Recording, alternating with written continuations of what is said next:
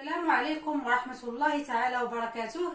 أعزائي الطلبة، عزيزاتي الطالبات، مرحبا بكم معايا فيديو جديد اللي غادي نتناولوا فيه الدرس ديال طبيعة القانون الدولي. كيف ما وعدتكم في الفيديو السابق اللي درنا فيه ماهية القانون الدولي، وهذا الفيديو غيكون كتتمة اللي غادي نتناولوا فيها هذا العنوان هذا.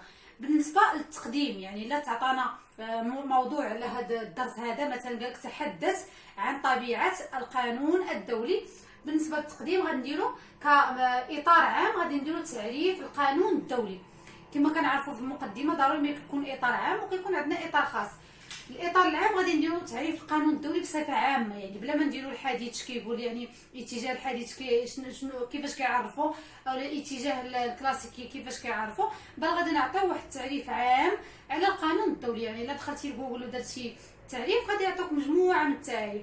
مثلا غادي نقولوا ان القانون الدولي هو مجموعه من البنود والمبادئ والقواعد اللي كيحدد لنا مثلا العلاقات بين الدول المستقله، كيحدد لنا العلاقات بين الدوله والافراد الجماعات التي تعيش فيها، كيحدد لنا ايضا علاقه الدول بالمنظمات الدوليه والى اخره. يعني هكذا غادي تلقاو تعريف كيشمل لنا هاد النقط هادو الاساسيه. ملي غادي نساليو قلنا هذا كمدخل عام، غادي ندوزو دابا للمدخل الخاص او الاطار الخاص. الاطار الخاص هو اللي كيقودنا لهاد جوج مطالب، يعني كنفتحوا فيه الهضره على هاد جوج مطالب. كنقولوا ان البحث عن طبيعه قواعد القانون الدولي، يعني هذا البحث على هذا العنوان، يعني هذا الموضوع باش نبحثوا عليه ونكتبوا عليه، له اهميه خاصه في مجال القانون الدولي. يعني هذا الموضوع عنده واحد الاهميه خاصه، يعني ماشي جينا وقريناها غير هكاك من فراغ، لا، بل عنده واحد الاهميه ضروري خاصنا نتعرفوا عليه وخاصكم تفهموا، يعني تكملوا الفيديو حتى الاخر باش تفهموه. دون ما القانون الداخلي، وذلك راجع علاش؟ لانه راجع للانقسامات القائمه بين مؤيد ومعارض. كنلقاو مؤيد ومعارض ديالاش شنو كيأيدوا وشنو كيعارضوا حول الصفه القانونيه لقواعد القانون الدولي. كاين مؤيد ومعارض حول هذه الصفه القانونيه، يعني كاين اللي مؤيد يقول اياه ان هذا القانون الدولي كيحمل واحد الصفه قانونيه الزاميه وراه قانون قائم بذاته، في حين كاين معارض اللي كيقول لا، هذا القانون الدولي ما عندوش صفه الزاميه وما عندوش صفه قانونيه، اذا هو راه ماشي قانون. نكملوا. وكذا حول الاسس التي تنبني عليها الصفه الالزاميه لقواعد القانون الدولي العام. وايضا كاين اختلاف، يعني كل واحد كيفاش كيشوف هذه الاسس التي تبنى عليها الصفه الالزاميه لهذه القواعد ديال القانون الدولي. نتمنى يكون التقديم مفهوم. يعني ديما كنحاولوا اننا نعطيو واحد الاطار عام في الاول، ثم اطار خاص اللي هو اللي كيفتح لنا داك الافتتاحيه ديال الموضوع ديالنا. ودابا غادي ندوزو المطالب. بطبيعه الحال عندنا جوج ديال المطالب او جوج ديال المباحث. المطلب الاول اتجاه خصوم القانون الدولي. غنشوفوا هذوك اللي معارضين للقانون الدولي وكيقولوا بانه ماشي قانون، اش كيقولوا وشنو هما الحجج ديالهم. يعني بطبيعه الحال قلتي انا ما موافقش على هذا الشيء، عطيني الحجه. وهنا ايضا انصار ديال القانون الدولي العام، هاد الناس هما اللي متفقين مع القانون الدولي العام وكيقولوا بانه قانون فعلا. نشوفوا حتى هما شنو هما الحجج ديالهم. نبداو دابا على بركه الله. بالنسبه لاتجاه خصوم القانون الدولي العام، يعني المعارضين اش كيقولوا؟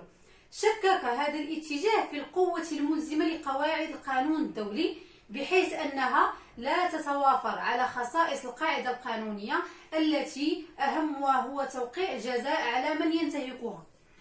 الفكره الاولى نشرحوها. قال لك هاد الاتجاه، يعني او هاد المعارضين شكوا لينا، يعني بقاو كيشكوا كيحاولوا ينكروا هاد القوه الملزمه. يعني قالوا بان هاد القواعد ديال القانون الدولي ما عندوش واحد القوه ملزمه، ما عندوش قوه ملزمه. علاش؟ لانه ما كيتوفرش على خصائص القاعده القانونيه. طبيعه الحال الخصائص ديال القاعده القانونيه قريناهم في السداسيه الاولى. يعني اش كيقولوا هاد الخصائص؟ بان القاعده القانونيه كتكون قاعده سلوك، قاعده اجتماعيه، عامه ومجرده وملزمه ومرتبطه بجزاء. هنا قال لك لا، هذه القاعده القانونيه ديال القانون الدولي ما كتوفرش علينا على هاد الخصائص هادو، واهم هو توقيع الجزاء. يعني مثلا الجزاء شنو هو العقوبه او الحبس، او يعني هذا الشيء ما كاينش في القانون الدولي. الا شي دوله اخترقت واحد القانون وما دارتش به، او واحد القاعده ما خدمتش بها او انتهكتها، ما كيتوقعش عليها جزاء، ما عندهاش واحد الجزاء، ما كتعاقب ما والو. الحجه الثانيه، القانون الدولي العام يفتقر الى وجود تنظيم قانوني الذي يفترض فيه وجود اجهزه مزوده بسلطه القرارات التي تسري على سبيل الالزام في مواجهه اعضاء المجتمع الدولي. نشرحوا الحجه الثانيه.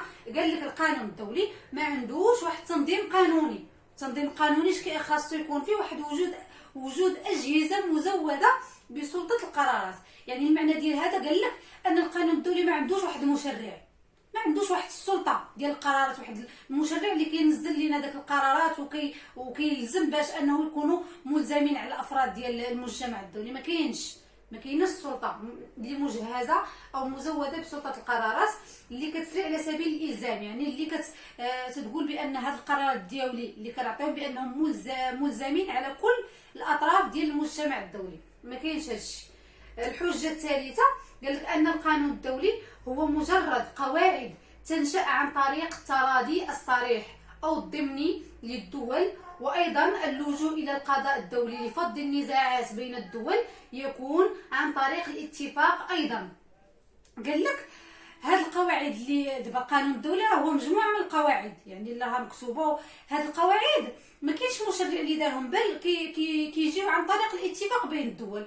يعني الدول كيتجمعوا بيناتهم تيقولوا غادي نديروا هذه القاعده هذه اللي نتفقوا عليها ونكتبوها، غادي نديروا قاعده اخرى نتفقوا عليها ونكتبوها. يعني هما كيصاوبوا يعني الاطراف اللي كيفاش غادي نشرحها، يعني الاطراف اللي راهم ملزمين بدوك القواعد هما اللي كيوضعوهم. واش فهمتوني؟ دابا حنا مثلا القوانين العاديه اللي كتحكمنا حنا كافراد ديال المجتمع ماشي حنا اللي كنوضعوها، كاين مشرع اللي كيوضعها وحنا كننفذوها، حنا كنحترموها وكننفذوها. هنا في القانون الدولي لا، شكون اللي كيوضع دوك القواعد؟ الاطراف ديال الدول، يعني الدول بعضياتهم كيتفقوا على واحد القواعد وكيوضعوها كقانون ليهم. يعني القانون يعني شي حاجه اللي بليده ان شي واحد يدير قانون ويحترمه في نفس الوقت. هادشي علاش يقول بان هذا ماشي قانون. وايضا قال لك ان اللجوء الى القضاء الدولي كيكون هو على طريق الاختيار. مثلا واحد جوج ديال الدول تخاصموا بيناتهم، فبجوجهم كيتفقوا تيقول لهم واش نمشيو للقضاء الدولي، كيتفقوا كيمشيو للقضاء الدولي. وهذا الشيء ما كاينش عندنا حنا في القانون العادي حنا كافراد. يعني انا تخاصمت مع شي حد وبغيت نمشي نقاضي امام المحكمه، ما غاديش نتفق معاه، غادي نمشي نقول له واش نمشي ندعيك، واش نتفق انا وياك نمشيو للمحكمه. هذا الشيء ما كاينش. ولكن في القانون الدولي هذا الشيء كاين، يعني الدول كيتفقوا بيناتهم باش انهم يمشيو للقضاء الدولي اللي يحكم بيناتهم الا وقع بيناتهم بطبيعه الحال شي نزاع. ندوزو دابا للخلاصه ديال هذا الشيء كامل. تيقولوا اذا قواعد القانون الدولي العام لا تعدو ان تكون مجرد اخلاق دوليه لا يترتب عن الاخلال بها اي مسؤوليه قانونيه بقدر ما يترتب من مسؤوليه تاديبيه. صافي، هذا هو الخلاصه اللي خرجوا بها من هذه الحجج كامله. قال لك ان القانون الدولي راه ماشي قانون، بل فقط واحد الاخلاق دوليه اللي كيحترموها الدول بعضياتهم، وما كيترتب عليه حتى شي مسؤوليه قانونيه بقدر ما يترتب المسؤوليه التاديبيه. يعني صافي لا شي واحد ما احترمش واحد القاعده كتكون عنده غير واحد المسؤوليه تاديبيه، يعني كيحاولوا غير يأدبوه ولا يقاطعوه ولا يخرجوه من واحد المنظمه وصافي، ما كاينش واحد الجزاء نيت ولا عقوبه نيت. نتمنى تكون هذا المطلب تفهم. ندوزو دابا للمطلب الثاني او الاتجاه الثاني اللي هو اتجاه انصار القانون الدولي العام. شنو كيقول هذا الاتجاه هذا؟ يعني شنو هما الحجج ديالو؟ يرى هذا الاتجاه ان ربط وجود قواعد قانونيه بوجود مشرع لها حتى تتوافر لها الصفه القانونيه هو امر غير سديد، فالواقع يؤكد وجود قواعد قانونيه قبل وجود مشرع لها، وهو الامر الذي نجده في القواعد القانونيه التي يكون مصدرها العرف الدولي. يعني هذا واضحه راسها وغادي نشرحوها. قال لك هذا الاتجاه ان باش نربطوا واحد القواعد القانونيه اللي راها كاينه بمشرع لها باش توفر لنا الصفه القانونيه، شي حاجه اللي امر غير سديد. يعني ماشي ضروري تكون واحد القواعد قانونيه ويكون مشرع ديالها. دابا هنا اش كيقولوا هادو؟ خاص يكون مشرع، ما خاص الدول بيناتهم هما اللي يديروها، لا بل خاص مشرع هو اللي يكتب القواعد. هنا قال لك لا ماشي مشكل، ولو يكونوا قواعد قانونيه وما يكونش مشرع ديالها ماشي مشكل. علاش؟ قالك لان الواقع كيأكد لنا وجود واحد القواعد قانونيه قبل وجود مشرع لها. يعني ان الواقع يعني شحال هادي كانوا شحال هادي وتدابع، يعني كيكون واحد القواعد قانونيه في حين انه ما كانش مشرع ديالها من قبل. وعطاو مثال القواعد القانونيه التي يكون مصدرها العرف الدولي. القواعد القانونيه اللي المصدر ديالها العرف الدولي ما عندهاش مشرع، بل هي واحد الاعراف اللي اعتادوا عليها دوك الاطراف الدوليه. يعني اعتادوا على واحد القاعده كيخدموا بها، من بعد كتولي عرف صافي اللي تيولي ملزم للاطراف، تيولي واحد العرف اللي خاص ديما يكون. ندوزو دابا الحجه الثانيه. مساله التراضي بين المخاطبين بالقاعده القانونيه موجوده حتى في قواعد القانون الوطني الصادره عن السلطه التشريعيه. كيفاش؟ قال لك ان هاد المساله ديال التراضي، يعني اللي قلنا بان الاطراف كيختاروا واحد القواعد اللي هما غادي يخدموا بها من بعد. يعني قال لك هاد القضيه ما كايناش غير هنا، كاينه حتى في القانون العادي الوطني. علاش؟ لان قال لك حنا الاطراف، يعني حنا افراد المجتمع، حنا كننتخبوا واحد الناس اللي كيمثلونا في البرلمان، ودوك الناس اللي في البرلمان كيوضعوا قوانين. يعني حنا بحال حنا اوتوماتيكمون حنا اللي كنختاروا القوانين، لان عندنا هادوك كيمثلونا وهما اللي واضعين لنا القوانين ديالنا. اذا بحال حنا اللي واضعينهم. يعني هذه راه قالك بحال نفس المعنى كيوضعوها الدول، حتى حنا كنوضعوها عن طريق الممثلين ديالنا. ندوزو دابا. قال لك غياب الجزاء او عدم كفايته لا يعني حتما غياب القاعده القانونيه.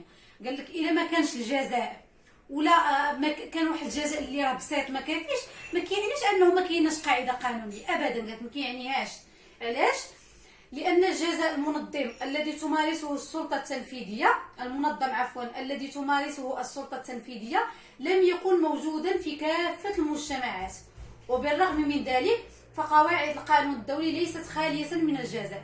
قال لك ان القواعد ان الجزاء اللي دابا راه كاين، الجزاء دابا اللي كاين عندنا مثلا في الدوله ديال المغرب في القانون ديالنا العادي، يعني واحد الفرد الى انتهك واحد القاعده قانونيه غادي يطبق عليه واحد الجزاء. هذا الشيء قالك ما كانش في المجتمعات القديمه، يعني عاد ولا دابا شحال هادي ما كانش.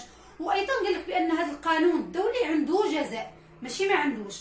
نعطيكم مثال. قال لك ان هذا المجتمع الدولي كيكون عنده جزاء اللي يقدر يوصل حتى لحد الحرب احيانا، وايضا او فصل الدوله من عضويه احدى المنظمات الدوليه. دابا مثلا واحد 12 دوله منخرطين في واحد المنظمه دوليه، واحد الدوله ما قامش بالواجب ديالها او انتهكت واحد القاعده قانونيه، فراه تقدر انها تفصل عن العضويه ديال ديك المنظمات الدوليه كعقاب لها او جزاء لها. وايضا قطع العلاقات الدبلوماسيه معها، يعني يقدروا دوك الدول كاملين انهم يقطعوا معها، يخرجوها ويقطعوا معها العلاقات الدبلوماسيه. وايضا فرض الحصار البحري او الجوي عليها كعقوبه اضافيه ايضا، ومقاطعتها اقتصاديا. وهذه الجزاءات قال لك راها فعاله اذا ما احسن استخدامها وطبقت بطريقه موضوعيه ومحايده. قال لك هاد الجزاءات يعني اللي ذكرت لكم دابا راهم كاينين في القانون الدولي، ماشي هادو قالوا لا ما كاينش جزاء او راه جزاء قليل. لا، قال لك فعلا راه كاين شي جزاءات اللي صعيبه هما هادو اللي ذكرت وراهم فعالين الا طبقوا بطريقه صحيحه وما كانش واحد الحياديه. يعني هاد الدوله هذه كبيره ماشي مشكل غنسامحوا معاها، لا، خاص تطبق بكل حياديه وبكل موضوعيه. نتمنى من كل قلبي ان هادشي اللي شرحت لكم يكون تفهم. ويعني راه القانون كما كنقولها ديما لا لهنا في القناه لا للصديقات ديالي، القانون راه فهامه خاصنا نفهمو. بالخصوص ان حاليا الامتحان ديالنا تاجل وتيقولوا بانه كاينه الهضره بانه غادي يديروا لنا على طريقه الكيسام، والكيسام تيتخدم بالفهم. يعني الا كنتي فاهمه راه غادي تخدمي الكيسام مزيان وغادي يجيك ساهل، ولكن الا ما كنتيش فاهمه غير حافظه راه خاصك ضروري واحد الموضوع ولا هذا اللي تحريه باش تقدري تنزلي داك الحفظ ديالك. داكشي علاش كنقول لكم حاولوا تفهموا. هذا ميساج غادي نوصلوا لكاع الطلبه اللي كيشاهدوني، حاولوا تفهموا اكثر ما انكم تحفظوا. الا فهمتوا غادي تكتبوا باريحيه وغادي تحفظوا ايضا بسلاسه. يعني حتى الحفظ غادي يجيكم ساهل، ولا مشات لكم جمله تقدروا تعوضوها غير من راسكم. يعني نسات لكم جمله اثناء التحرير نسيتوها حفظتوها نسيتوها، غادي تقدروا نتوما تكتبوها من بطريقتكم نتوما. علاش؟ لانكم فاهمين، ما تغرقكمش داكشي اللي مشى لكم او تنسى لكم. المهم هذا كان الدرس ديال اليوم. نتمنى انكم تبارطاجيوه مع الاصدقاء ديالكم اللي كيهمهم بطبيعه الحال هذا الموضوع هذا. والسلام عليكم ورحمه الله تعالى وبركاته. دمتم في رعايه الله.